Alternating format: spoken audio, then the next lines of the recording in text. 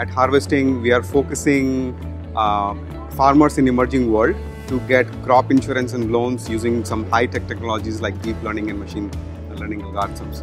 I think it's moving very, very fast. So because now that we have these technologies like deep learning and machine learning, which is getting more powerful day by day than human brains. So now imagine whatever we could have think as a human being, now deep learning is thinking even faster than that.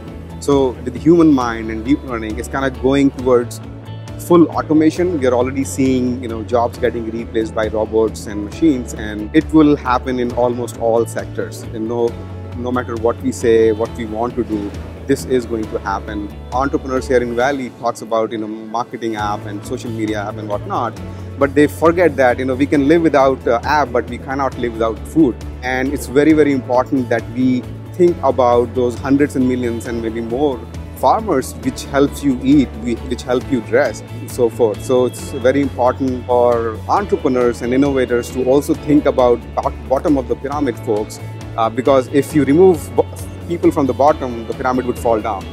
Even the simpler problems take 5-10 years to solve, especially if you're building companies. I think agriculture, because of being the massive undertaking, we are talking about being able to impact trillions of dollars. This could take very well the rest of my life, I don't know. So I'm not thinking anything else beyond being able to innovate and serve farmers in agriculture world at this moment.